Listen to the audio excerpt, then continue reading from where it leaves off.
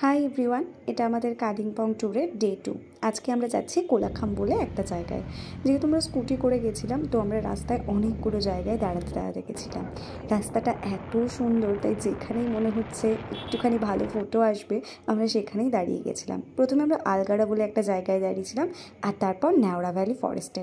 এটা অপূর্ব ছিল। আমরা জাস্ট এসে পৌঁছালাম কোলাখামে। জায়গাটা ভীষণই অপবিট, মানে প্রচন্ড অপবিট, মানে আধা ঘন্টা 1 ঘন্টা পর পর হয়তো রাস্তা দিয়ে একটা গাড়ি যাচ্ছে বা একটা স্কুটি যাচ্ছে, একটা বাইক যাচ্ছে। তাছাড়া পুরো রাস্তাতে আমরা 4 জন ছাড়া আর কেউ ছিল না, আর রাস্তার অবস্থা খুবই খারাপ, খুব খারাপ। তো যারা এই কোলাখাম জায়গাটাকে বাঁচবে, নর্থ বেঙ্গলে যে কোলাখাম আসবে বলে, তারা মেন্টালি প্রিপেয়ার হয়ে দেখো যে যাদের ধরো ভমিটিং এর প্রবলেম আছে, তো তারা যদি 4 চাকায় আসে তাদের মানে হতে পারে, মানে হওয়াটাই স্বাভাবিক, এতটা ঝাঁকুনি হয়। আর তাছাড়া স্কুটিতে আসলে তো পুরো শরীরে মানে ব্যথা হয়ে যাবে। কিন্তু জায়গাটা অসাধারণ, মানে একটু সুন্দর জায়গার জন্য একটু কষ্ট করতে হয়, তো এইটুকু কষ্ট এরকম জায়গার জন্য আমার মনে হয় ঠিকঠাক। তো চলো, তোমরা যে কেউ কোলাখামে আসলে এই কোলাখাম ডিলাইটস এই হোমস্টেটাতে থাকতেই পারো। এর ভিউ এখান মানে খুবই সুন্দর, অপূর্ব একটা ভিউ। আর চারপাশটা এত সুন্দর ফুলের গাছ দিয়ে সাজানো, আমার তো ওখানে গিয়েই মনটা ভালো হয়ে যাচ্ছিল।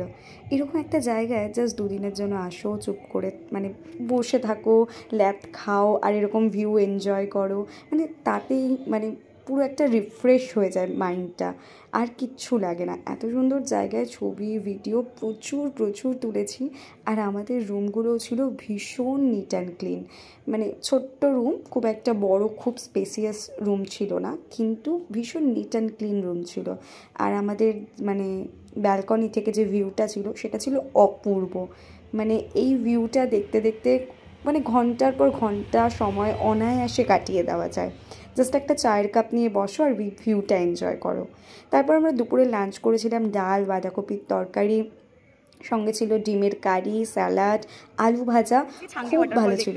এটা কোলাখামে আমরা যে হোমস্টেটা আছি তার থেকে 3 কিলোমিটার দূরে, কিন্তু মানে এরকম অনেকটা নিচে নামতে হয়। মানে একটা জায়গায় আমরা গাড়ি দাঁড় করিয়েছি, তারপরে আমরা ট্রেক করে যাচ্ছি ওয়াটারফলে। চলো, আমার বয়স হয়ে গেছে, অনেক ট্রেক করতে হচ্ছে, আমার পা ব্যথা, আমি বুঝতে পারছি উঠতে গেলে আমার জীবন শেষ হয়ে যাবে। বাড়িতে যখন ফোনে দেখি তখন মনে হয় ট্রেক করবো, প্রচণ্ড এক্সাইটেড লাগে। এখন এসে আমার জীবন কাহিল হয়ে গেছে, কিন্তু খুব সুন্দর, অসাধারণ। অনেকটা রাস্তা ট্রেক করার পর, ওরা বলেছে 1 কিলোমিটার, কিন্তু আমার হাত থেকে মতো অনেকটা রাস্তা, যাই অনেকটা রাস্তা ট্রেক করার পর আমি ফাইনালি পৌঁছে গেছি।